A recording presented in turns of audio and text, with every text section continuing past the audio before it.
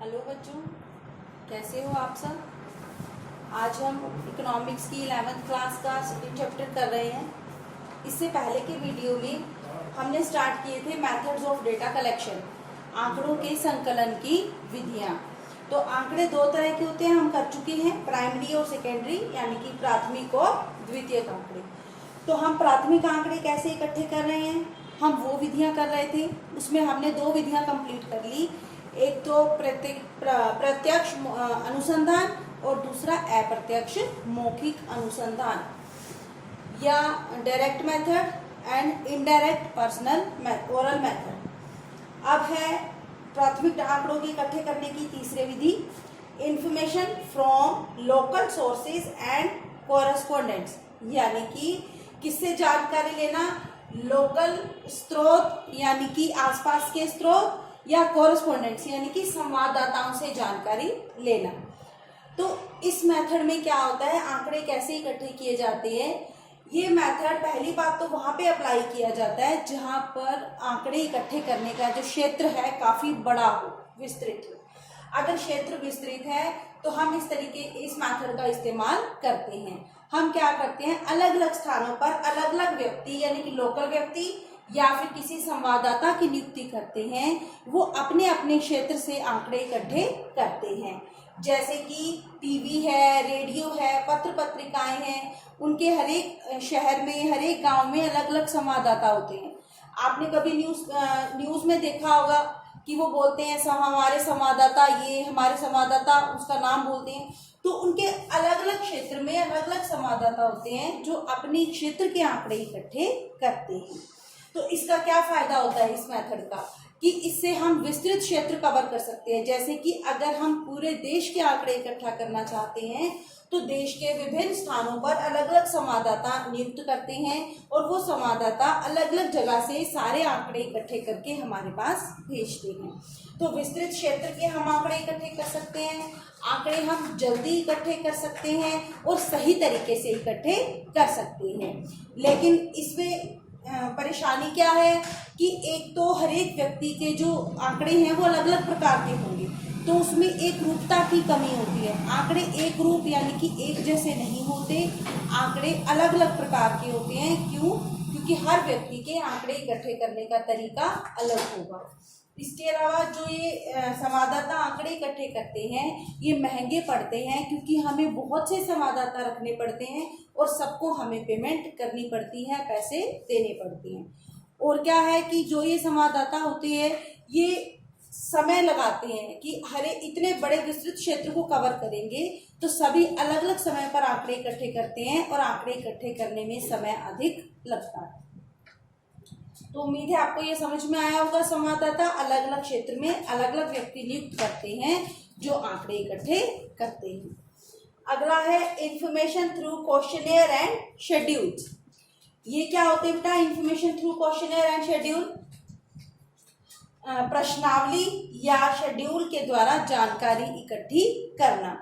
प्रश्नावली क्या होता है कि इसमें हम जिस चीज के हमें प्रश्न पूछने हैं, जिस टॉपिक पे हमें प्रश्न पूछने हैं, हम एक प्रश्नावली तैयार कर लेते हैं, उसमें प्रश्न तैयार कर लेते हैं और हम व्यक्तियों से उन प्रश्नों को पूछते हैं और भरने के लिए बोलते हैं।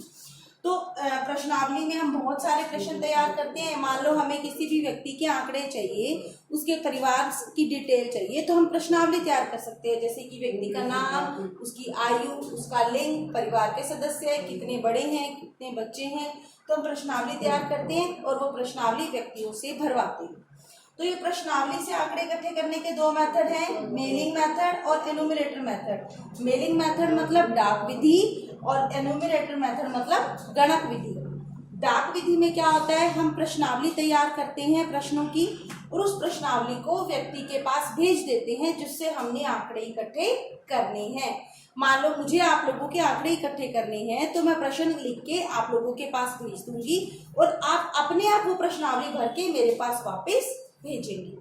तो इस मेथड में क्या होता है कि डाटा इकट्ठा करना आसान होता है, लेकिन समस्या क्या है इसमें कि एक तो डाक द्वारा भेजनी मुश्किल होती है, दूसरा रिस्पॉन्स रेट कम होता है। रिस्पॉन्स रेट मतलब मैंने आपके पास भेजी प्रश्नावली, अब आपकी मर्जी है कि आप वो भर के मुझे वापस दो या ना दो। बहुत से लोग प्रश्नावली वापस नहीं करते। एक इसमें और सबसे बड़ी कमी क्या है कि डेटा पूरा नहीं मिलता। मान लो कि हमने प्रश्नावली में 10 प्रश्न लिखे, 10 में से आपको 2 प्रश्न समझ में नहीं आए तो आप 8 के जवाब देंगे, तो जो 2 है वो नॉन रिस्पॉन्स हो जाएगा हमारा, कि उनके ऊपर कोई रिस्पॉन्स नहीं मिला, हमें कोई जवाब नहीं मिला, तो हम उससे संबंधित कोई भी निष्कर्ष नहीं निकाल पाएंगे। तो मेल मेथड आसान है और खर्चा भी कम होता है और जल्दी भी हो जाता है, लेकिन बात यह है कि नॉन रिस्पॉन्स रहता है, बहुत से लोग प्रश्नावली भर के वापस भेजते ही नहीं है। तीसरा है एनुमरेटर मेथड, गणक विधि। इसमें क्या होता है कि गणक नियुक्त किए जाते हैं, एनुमरेटर नियुक्त किए जाते हैं जो व्यक्तियों के पास स्वयं जाकर प्रश्नावली भरते हैं। तो इसमें हम मान लो कि हम आसपास के क्षेत्र के डाटा इकट्ठा करना चाहते हैं, तो हम कई गणकों की ड्यूटी लगाते हैं, कई व्यक्तियों की ड्यूटी लगाते हैं और वो घर घर जाकर डेटा इकट्ठा करते हैं। जैसे आप लोगों को पता होगा कि सरकारी कर्मचारी हैं, जैसे कि टीचर्स हैं या कोई भी है, उनकी ड्यूटी आती है आंकड़े इकट्ठे करने की, तो वो गणकों की तरह काम करते हैं, गणक होते हैं। वो सबके घरों में जाकर, आसपास के क्षेत्र में जाकर आंकड़े इकट्ठे करते हैं।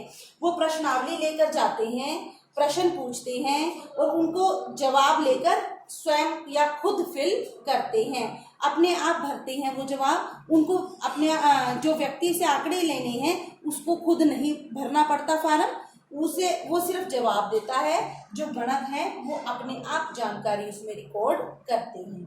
तो जो ये मेथड है इसमें शुद्धता अधिक होती है और पूरे आंकड़े इकट्ठे होते हैं। अगर हम जाएंगे तो 10 के 10 प्रश्नों के जवाब हम सामने वाले व्यक्ति से लेकर आएंगे, लेकिन इसका ड्रॉबैक क्या है, इसकी कमियां क्या हैं कि एक तो इनमें समय बहुत लगता है, गणकों पे खर्च बहुत अधिक आता है और बहुत से, अगर हमारे जो गणक हैं, बहुत से व्यक्ति ऐसे होते हैं जिनको जानकारी नहीं होती भाषा की या आसपास के व्यक्तियों के स्तर की, उनके बारे में जानकारी नहीं होती, तो डाटा इकट्ठा करना मुश्किल हो जाएगा।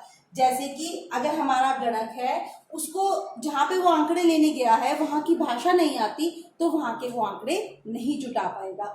इसलिए गणक जो है वो प्रशिक्षित होने चाहिए, उनको ट्रेनिंग दी होनी चाहिए और वो सही तरीके से आंकड़े इकट्ठे करें, किसी प्रकार का कोई पक्षपात ना करें। तो आज हमने ये 2 टॉपिक्स किए। पहला है संवाददाताओं के द्वारा जानकारी लेना और दूसरा है क्वेश्चनेयर या प्रश्नावली के द्वारा जानकारी लेना। प्रश्नावली हम डाक विधि द्वारा भी भेज सकते हैं और स्वयं जाकर भी भरवा सकते हैं। डाक विधि द्वारा भेजते हैं तो उसको बोलते हैं डाक विधि या मेलिंग मेथड। अगर गणकों के द्वारा भरते हैं तो उसको गणक विधि या फिर एनुमरेटर मेथड बोलते हैं। तो इन दोनों तरीकों के द्वारा भी हम प्राथमिक आंकड़े इकट्ठे कर सकते हैं। उम्मीद है आपको ये दोनों तरीके समझ में आए होंगे। नेक्स्ट वीडियो में हम आगे के तरीके करेंगे। Thank you.